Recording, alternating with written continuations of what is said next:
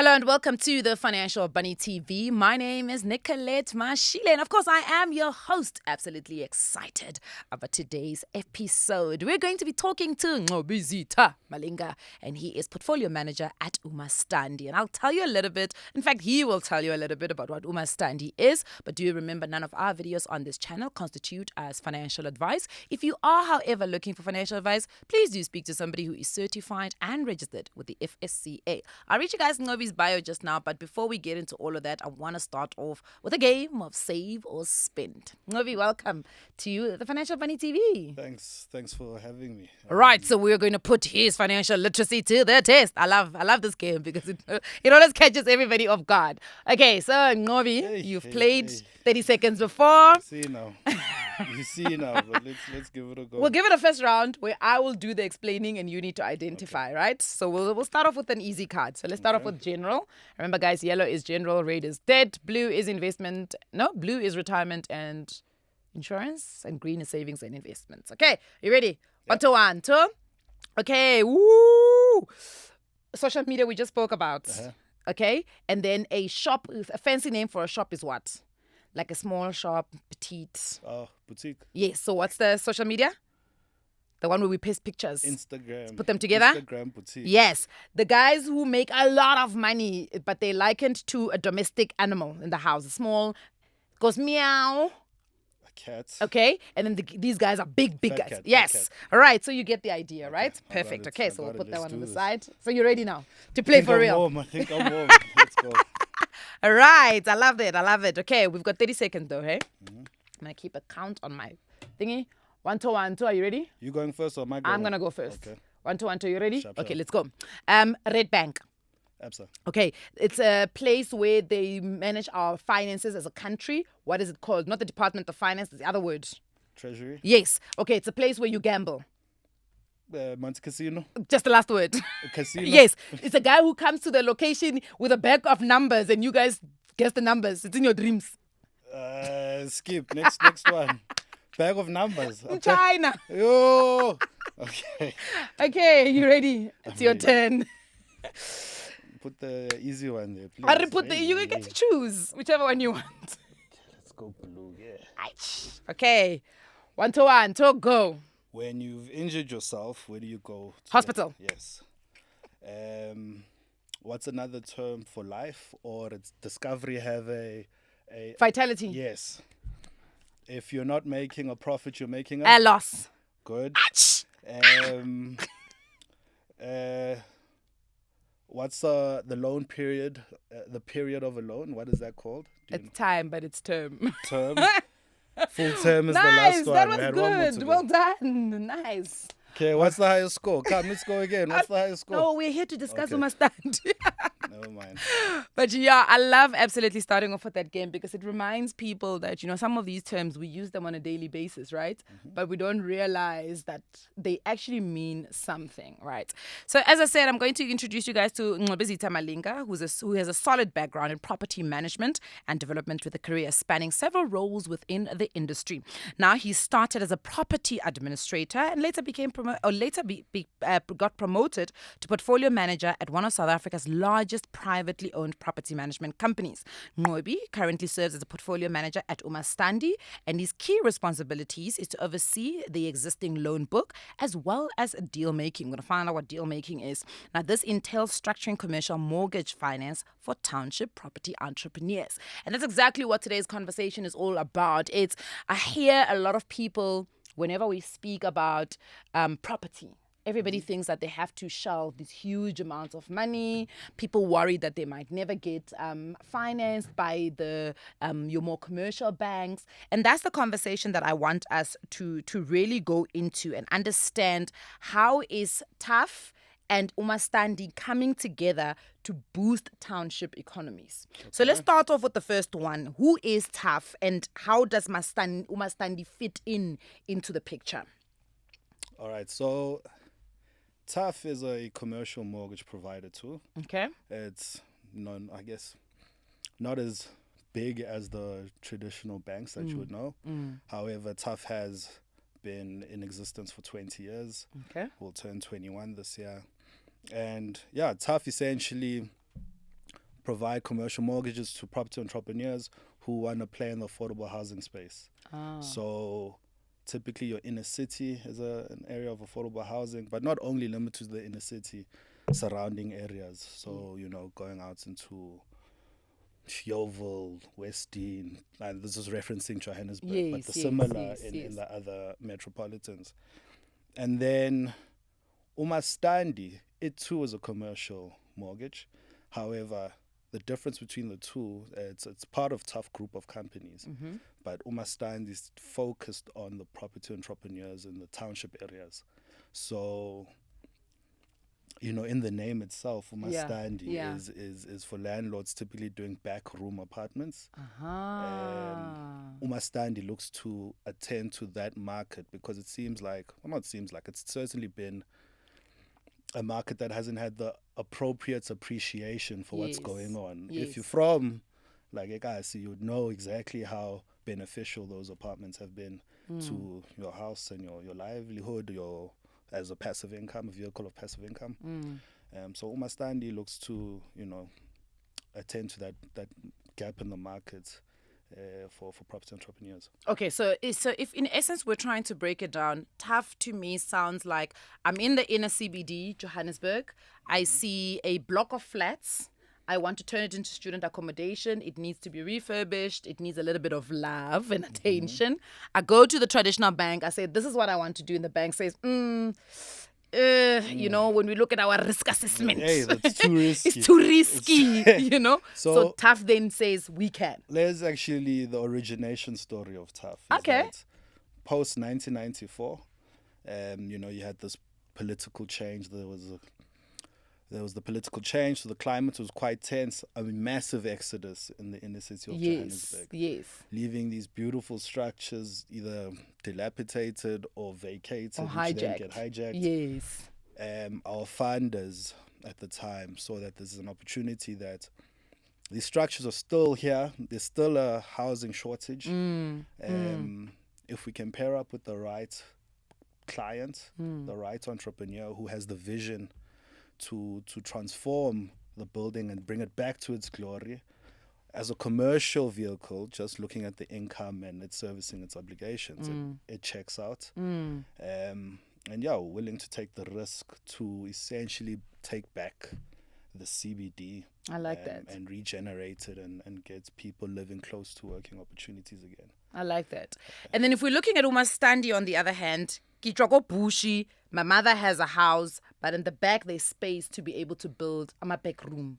And again, going to the bank saying, I want to build back rooms. Naturally, you're going to either be pointed in a direction of a personal loan, which attracts high interest rate, because on a building loan, they're expecting all sorts of things. They're expecting architectural drawings. So that's where uMaStandi now comes in. So what we're trying to do is package what a proper commercial loan entails, but tailor it for the township market. So the loan size is generally lower. I think commercial loans, typically they want 10 million rand ups, of which you need to put up to 3 million rands. So, equity is an issue. So we take and this is the space that Tough does play in, which is, the larger loans. But to leverage from that infrastructure we have and the learnings we've learned along the way, and to package it for the township market. So smaller loans, niche loans, it being commercial is based on the cash flows of the subject property, which I think is a massive benefit for a potential client, because it doesn't come without, when the traditional banks see the township economy as a high risk environment, there is reasoning for that. Absolutely. The LSM is lower. Absolutely. The valuations of properties are low, so the security is probably going to be compromised. So there is reason for it being risky or perceived as risky. Yeah. But for us, we see opportunities where others don't. Warren Buffett. People are already providing these additional dwellings Anyway. Yes. So and how often do you see all these small entrepreneurs doing small businesses, and they've been doing it for X amount of years. Yeah. And how they could amplify that business if they just got the right financial partner. support Yes. and yes. some guidance. So that's essentially what we. So how are you guys overcoming those issues? So let's start off, let's break them down. I think we've kind of dealt with the risk one, but things like formality of registration, because some of those dwellings don't even have title deeds. So how do you guys manage the ownership of those? So look, we do register a mortgage over the property, which is a bond. Yes. So we do deal with, you have to have a title deed. Okay. It has to be clear who the owner is. Okay. What often happens is a deceased estate. Yes. You know, your grandparents have passed away. Your uncle lives there. It gets blurry who's now. Yes, the owner.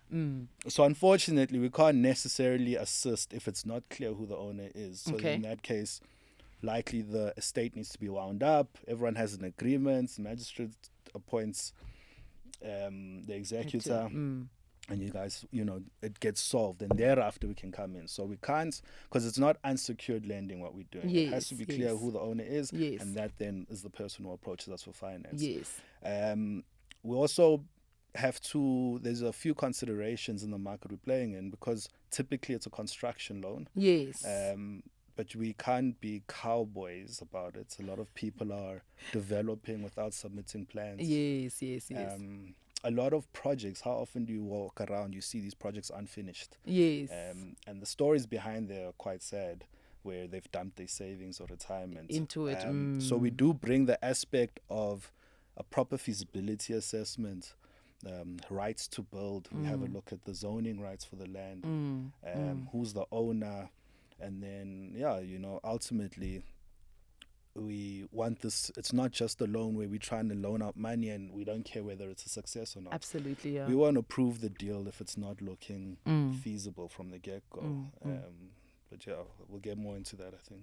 Yeah, I think also what I'd like to understand is, okay, so I've got Kinali a stand. Let's say I'm living in an area that you guys operate in, let's say Soweto, for instance, right? I've got a stand. It's a huge stand. We have an opportunity now to build at the back. So the first thing I need to do is, before I come to you guys, is to sort out the ownership rights. Yeah, and if that's not clear, then you have to. So either Kiakondona, or I actually go to the deeds office and figure out who the house actually belongs to the stand. Yeah. Then, as you said, zoning issues that also need to be taken into consideration. So can we build residential, or can we extend? Exactly. Rather. So various municipalities have different land use rights. Typically, a house would be zoned as residential one. This is the term for it in Johannesburg. When you move around the other municipalities across the country, they might refer to it differently as SR1, SR2. However, at the end of the day, usually a freestanding home, a house, you can't necessarily build now a higher 50-story high-rise. Please, now we don't have views because of you. So looking into what the rights are to build, look, you can go through the rezoning process. You can propose certainly higher densities, but that's quite a key aspect in this whole journey that a client goes through. So clients often come to us. They want to know where to start. Yes. So for the sake of uMaStandi, the nature of the engagement is we're providing you a mortgage facility. So we're financing you. The typical client, or a good client, an ideal client, is someone who's already got this entrepreneurial mindset where they wanted to do this. They've been thinking about it. They've looked around the streets. Okay, this one did this. How much is rent share? They did their own little calculations. Said, you know what? I can actually do this thing too. We're not your builder for you. We're not your architect. We're not in fact your business advisor.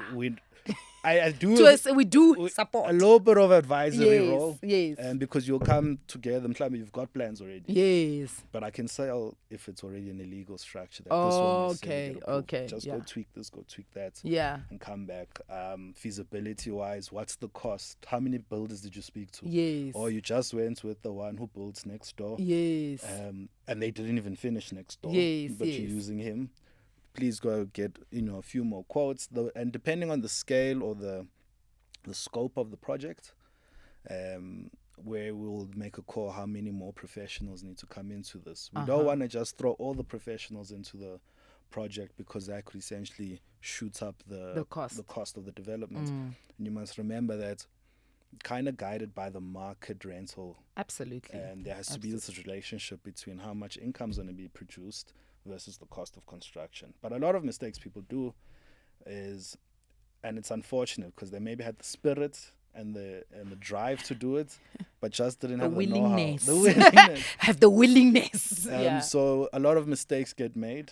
You're a first-time builder. You don't know what you're doing. So a lot of mistakes get made, and we hope that companies like ourselves and others really provide the service to these property entrepreneurs that are looking to provide affordable housing, make some passive income, and then, one day it's essentially generational wealth being created once the loan is all paid up.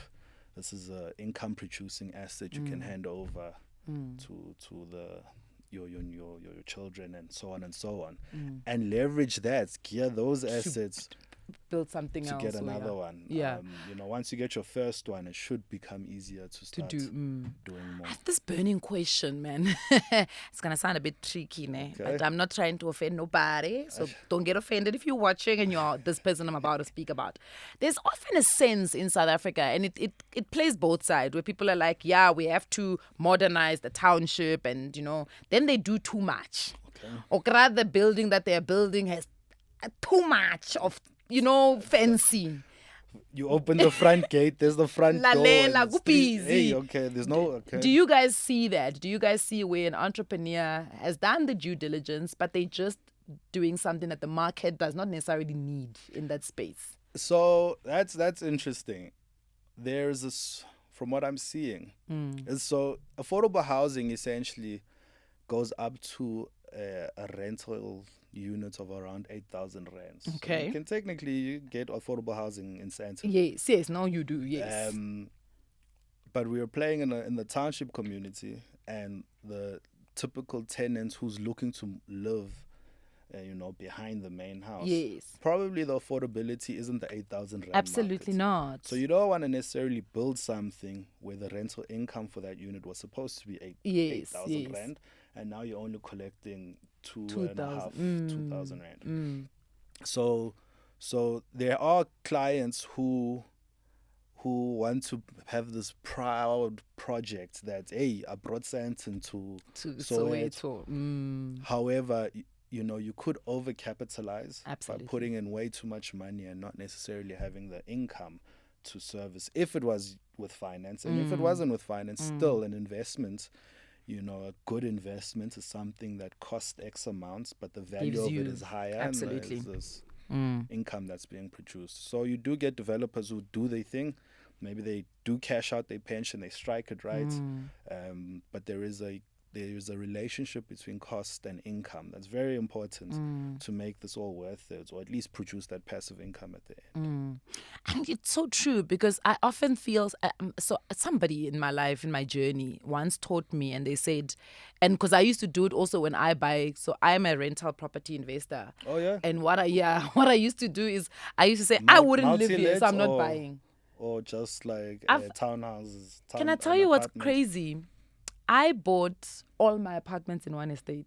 Okay. So it's not really multi-let. It's just that I created the multi-let. So if you get to an estate, I see one block, and I am buying in that block. So I even tell the securities, if something is available there in that block, please let me know. My idea was to buy enough properties to go to a corporate, like a bank, who bring in people from other countries, and they would use them as serviced apartments. Okay. That's nice. But That's good. COVID hit, and it just never kind of panned out. That plan, but it's still housing nonetheless, so you'll find absolutely. And one of the biggest mistakes I made very early was I wanted to buy places where I would stay.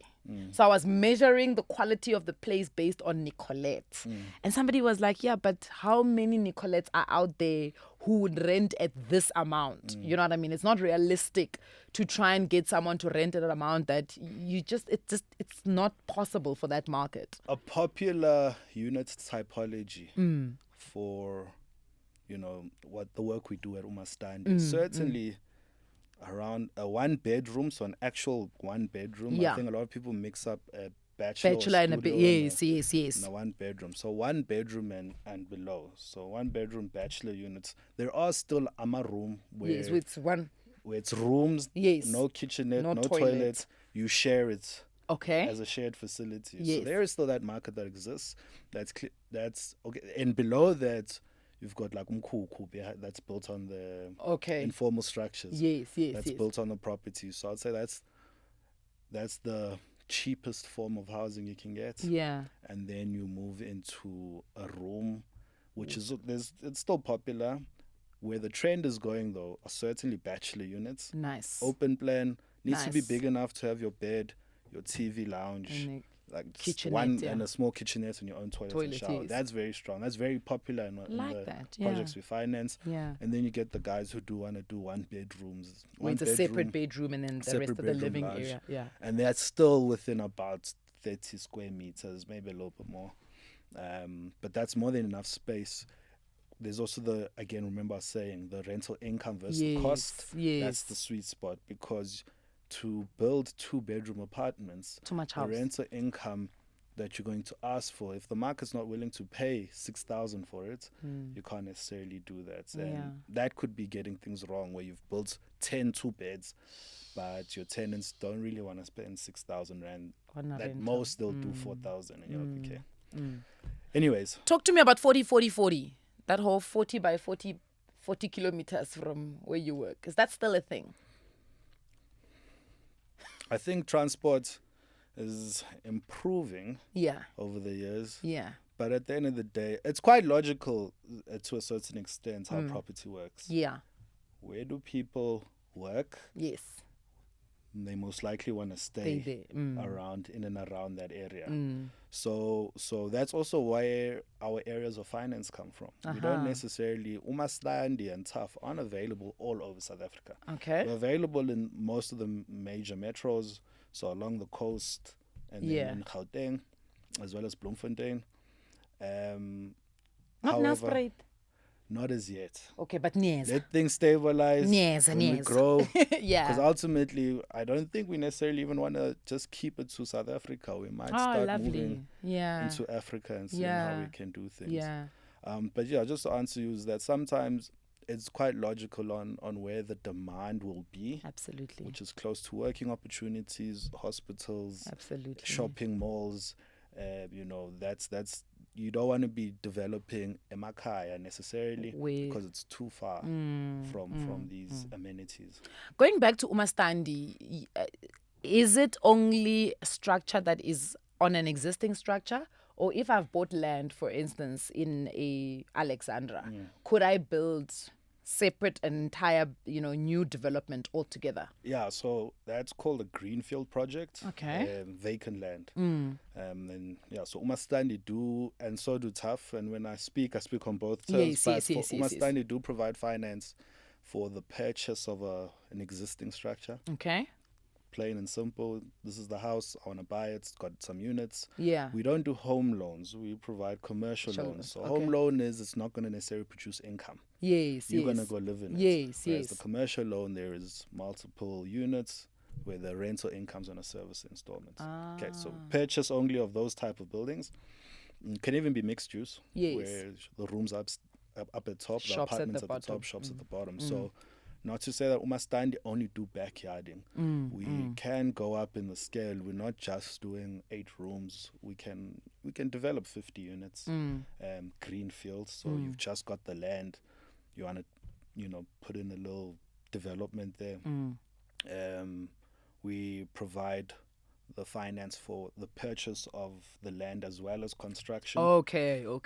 We wouldn't just purchase the land only. And then leave go, because then what do you do? It doesn't bring no income. Yes. So off the future cash flows, you need to, essentially, you would identify the land, and prior to signing the offer, we come to us and we start having this discussion about what you want. What are you going to do with it? Yeah. And you have your draft sketch, you get a quote for construction, we do our due diligence, and then based on that, we can assist you in purchasing the land as well as the loan for construction. Okay, so in summary, I'm going to do a little small summaries as we're going. First things first, it's not just backyard. There are greenfield projects, but the most important thing about those is that you need to actually have some income generating structure Yes, that you want to build there, right? The key deciding factor, what we are led by, is it's called debt service cover ratio. Yes. Which is looking at the income that's going to be So produced can you service to the debt? service the debt, its operating expenses, and still make a profit. Oh, If that doesn't check out, essentially we have no deal. Okay, okay. Your personal affordability could be 100,000 rand a But month. if the project doesn't work, the project doesn't work. I like that. All right. So let's quickly go to, I am at home now. I'm watching this. My mother actually was looking for a project nyana that she wants to do. Maybe her cash component from her retirement is quite, alive with possibility, and she wants to build something like this. Who gets finance? Is there an age gap? Cap is the English word. Is there an age cap? Who actually gets finance? I know obviously you guys are in the spirit of an entrepreneur who knows what they're doing, or at least has a sense of, doing some due diligence. But who is the entrepreneur you're looking for? There might also be a perception that uMaStandi is only for even just, black entrepreneurs. And the people who stay there. Yes, I can it's see how. Entrepreneurs who appreciate the township economy and want to provide a housing solution, affordable housing solution. The clients we often come, most of our clients are female. Yeah. Most of our clients are female. Most of them are young. We're winning, guys. We do have elderly clients too. Yeah. Around the ages of 50, going to 60. Nice. If a client, let's say uGogo, was the one who was driving this thing and she's in her 70s. Yeah. We would advise mhlambe put together the company, we'll lend to the company, and in that entity, it's not just uGogo. It's like also her children or whoever, part of the family, almost as a succession plan. Because we still are a financial services provider and we can't necessarily do risky lending and financing someone who's towards the upper side of past 65. Yeah, I was about to say, be careful not to be an ageist here. I don't want to offend anyone. Yeah, guys, but I get please. it from a calculation perspective. Yeah. But it's not to say no deal. It's just how do we do the deal? How do we structure it so that it works for both parties? But yeah, it's women. You can have no clue of what you want to do, but just see what's going on in the streets. We will send you back out. This is where I was saying we try guide you. We'll tell you what to consider. We'll tell you what's possible on your land. It's like a checklist that you can tick off that you guys provide. We also don't necessarily provide 100% finance. Okay. The client is also required to contribute about 20% of the total cost of the project. Yeah. So if 200,000 is what you need, 20,000 rand at least needs to be your down payment. Yeah, and then you come with that. That's also then skin in the game because you didn't get the 100% finance, nothing to lose if the thing goes pear-shaped. What we see is that certainly if you've put in some of your money, you're going to make sure this is a success. Could you use an existing asset as collateral instead of putting down the unencumbered cash? So we register a bond, so the house is security. Could you use a separate one? Yeah, so let's say I've got let's speak Nicolette right now. Okay. Nicolette has got a property, Douglasdale. It's a 800,000 rand worth property. Can I use that as collateral instead of putting down the 20%? No. Okay. We've got project per project. Yeah. You could release equity from my bank. Yeah. But that would need to be a building that we would finance anyway. So again, it can't just be a house that you live in. Yes. Maybe you do have a tenant in that house. Yes. There is income actually. Yes. We can then register a bond on that property too, release equity to top up this and one. make this deal work. I like that. So you can use it in that sense. Yeah. But you can't just give it up as collateral in J. Okay. So you mentioned uGogo, for instance, if they're a bit on the upper side of age, they could register a business where they could come in with someone else. Is your financing only on companies, or do finance individuals? We used to do natural persons, financing individuals directly. Yes. But we've changed since. It was a few years ago where it's juristic entities. Okay, But it so just makes things a lot easier, even for the from a entrepreneur. liability also. It makes things a lot easier and many benefits to it. Okay, so I'm a young person. I'm a woman, of course, and I'm interested, right? But and I want to give you like my thought as I'm listening to your thought process. Sure. I'm going to go in. I'm going to identify 4 families that might not have an interest in doing this, but I want to use their stands. Okay. So how would it be registered? Who's the owner? The families that I'm going to be. Young shy. Remember, I started in the beginning. We can clear that in. Clever, yes. Who's the owner? Yeah. Because that's the person we're doing the deal with. Okay. You can find a different way to assist those families where you maybe charge them a certain, for packaging things for them. Yeah. But ultimately, the agreement is going to be between landlord, the person with the registered title deed, and ourselves. But how are you getting that right? Because the registered person could be a natural person, and you're saying they must register a juristic entity. So how are you making the relationship? In that case, there would be a transfer of the property into the juristic. Open up a company, and as part of the deal, we've got our own attorneys, etc. You can also use your own. We would need to transfer the property from your personal name into your new. That's what I'm going to do. So transfer it to my company.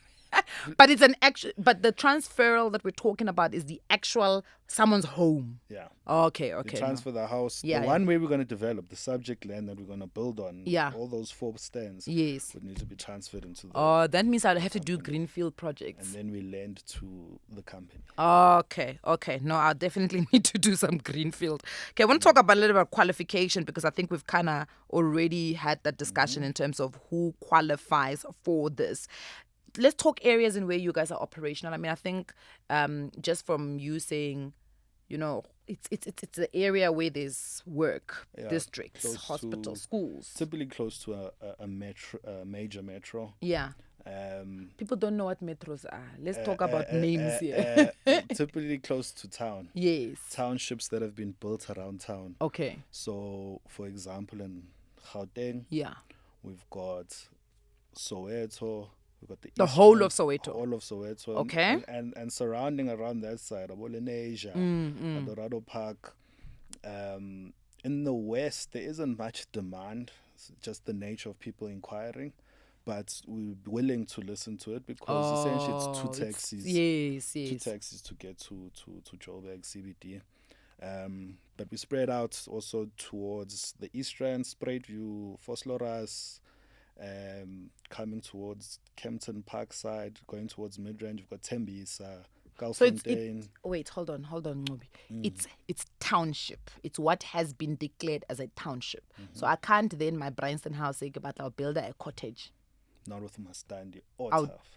Neither one of the two. So it has to be what has been declared by whom as a township. You would find that one of your portfolio managers, because they do give us the freedom and to use our professional opinion on should we to do determine the deal. what. So it's not that strict. Terms of, but it's more of guidelines. This is where we want to play. Yes. These are the identified areas. Yes. If you want to build some units in Bryanston, we can look at it. Okay. There's a credit committee. We present the deal. Yeah. And if it stacks up, we could do it. Okay, so it's on a case basis. On a case, I like that. You spoke a little bit about expansion to other regions. So we're available around the coast. Yeah. Recently just opened up office in, the uMaStandi side in KZN. We've got a portfolio manager that side who's looking to do deals in Claremont, KwaMashu, KwaNdengezi, Waterloo, Nazareth. We've got an office in Cape Town. So Cape Town's just, we've had a few issues, and it's quite strict, probably the most strict area we've had to deal with. But we're available there, and we're still looking to assist clients. Essentially, when I was saying strict, getting those building plans approved. Yes. But so long as it all checks out, we'll assist. Pretoria side, Tshwane, Mamelodi, Atteridgeville, we open to do deals that side. And then, is there any place? Yeah, and then PE and East London.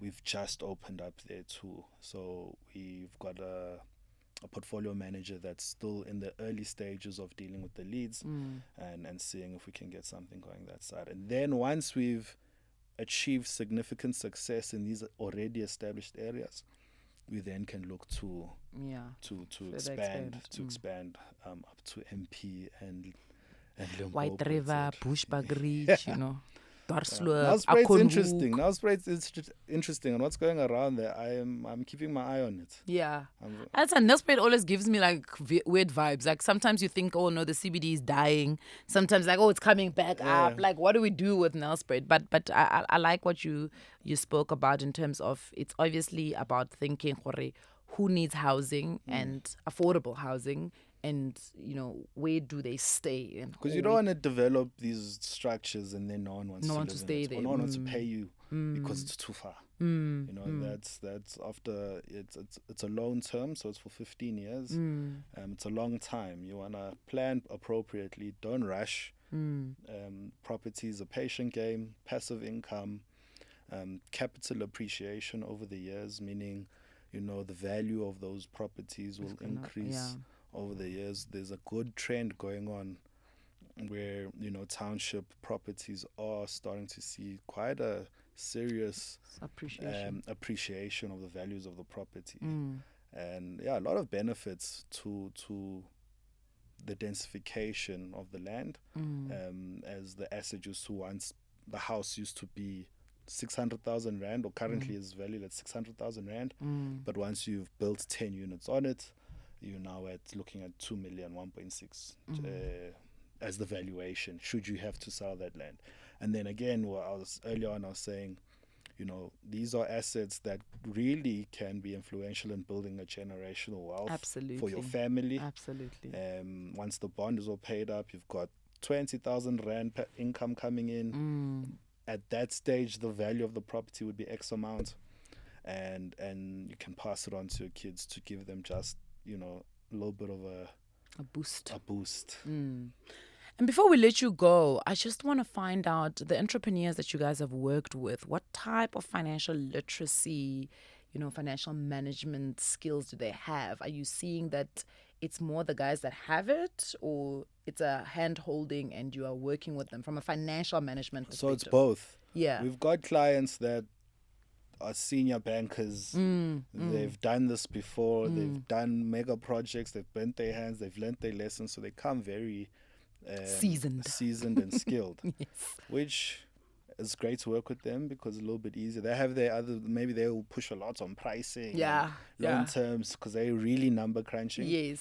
But it's not just starter clients that we assist. But uMaStandi was built when we piloted the program.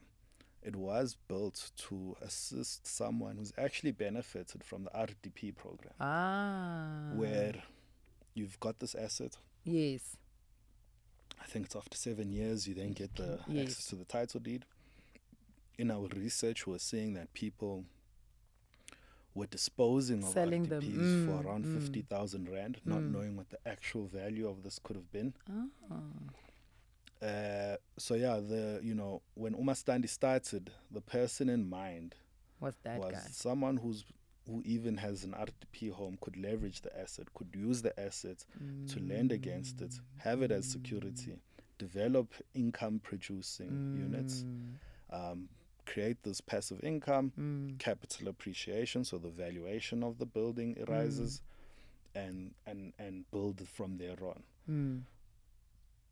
That is still our client, but I think a lot of, as the word's getting out, a lot of people are seeing this as an opportunity of, instead of buying 3 units in Mondio, you can build let me get a property in Atteridgeville and let me build some units on it. So how long have you been at uMaStandi? I turned 4 in September. So in the 4 years, what have been some of your favorite success stories? Not to sound corny. People who are about to sound corny always say not to sound corny. Not to sound corny. Yeah. every story is Is a success story, Play my the violin. favorite. Cue the violin. Ding, ding, ding, ding. But I think ones that really give me a sense of achievement, fulfillment, Yeah. is a project where someone has started. So clearly, this person must stand very like they got the right headspace, have put in their own money. However, unfortunately for them, they weren't able to finish the project. And often that case is someone who's cashed out on their pension or got access to their pension or used very high loans, high interest loans to build these structures. But again, they didn't know what they were doing. The contractor maybe costed the project wrong. Project never finished. So it's been standing still for years. And I think where we can come in and see them over the line and make them realize what they started, because I'm sure it's a terrible place to be in, not knowing where am I going to get 500,000 to finish this building. I think that's maybe personally Some of your favorites. some of the favorite scenarios of a success story where someone got stuck and were able to carry them over the line. It's like giving them an oxygen line. You know when you're not breathing and someone just gives you a bit of oxygen, you're like, Yeah. right. I keep saying before I let you go. But We I can think stay. there's one question I obviously have to ask is how comparable are you to bank loans, in terms of interest rates, loan terms and all of that stuff? So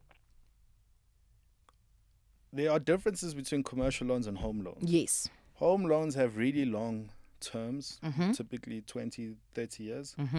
And the interest rates of a home loan is usually the best. Yes, yes. Prime minus if you no risk, if you not high risk at all, or prime plus one.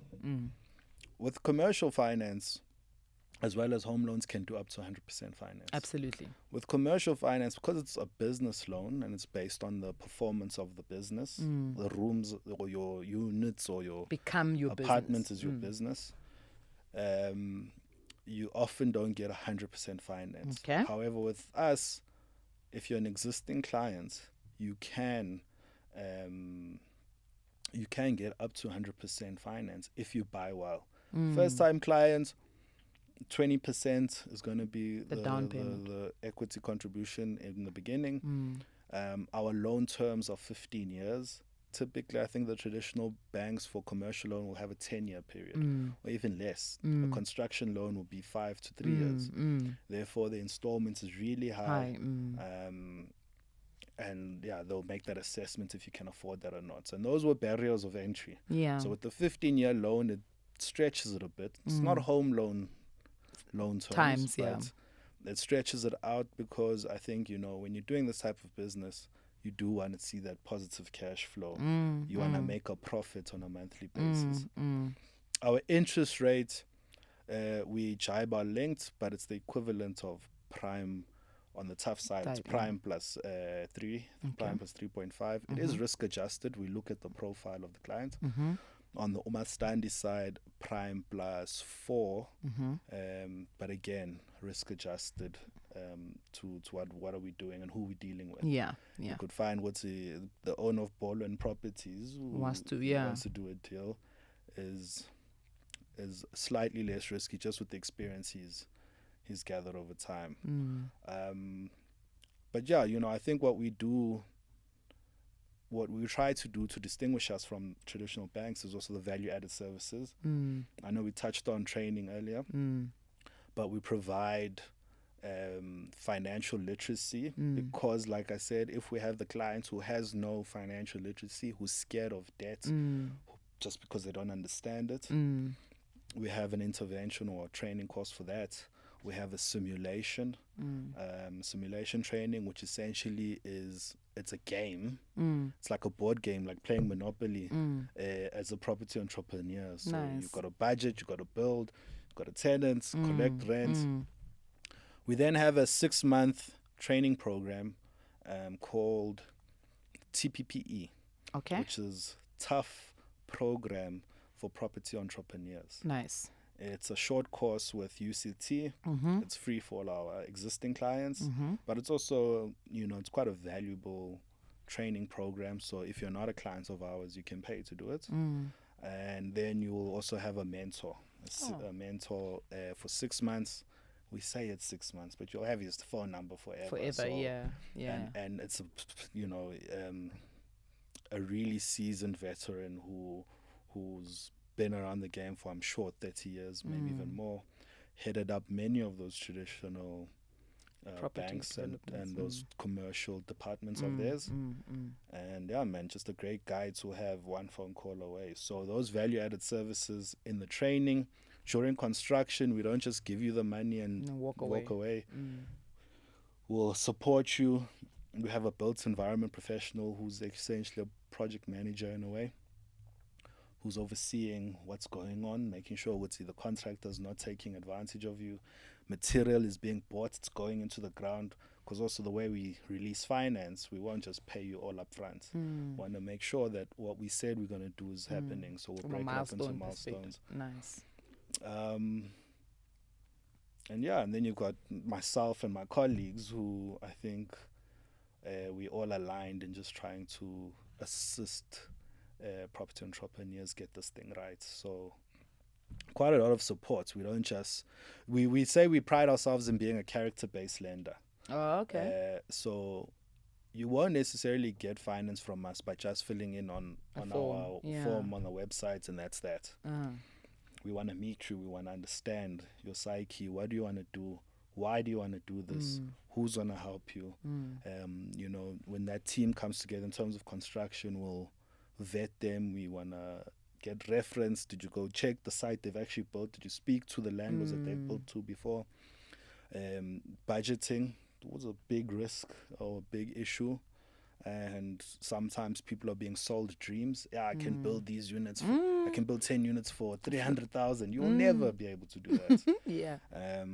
So we try support so that one day we don't want you to necessarily be a one deal client. We want to give you the right foundations to do more and more.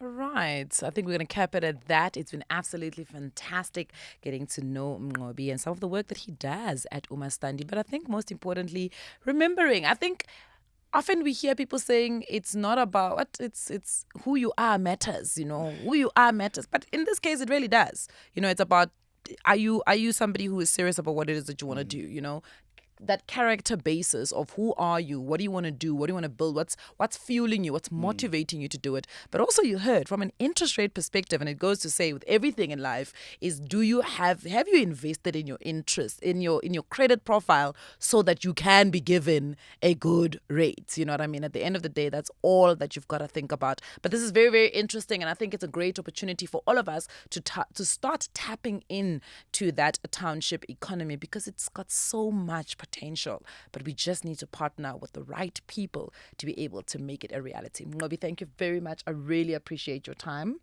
Thank you for having me. I've been a great fan of yours, the work you do. And yeah, guys, I look forward to hearing more about what you have coming up. And I'm also going to get some of those books of yours. Yes, definitely. It's a bestseller. What's your movie bestseller? We do have another book coming out, so I'm really excited about that.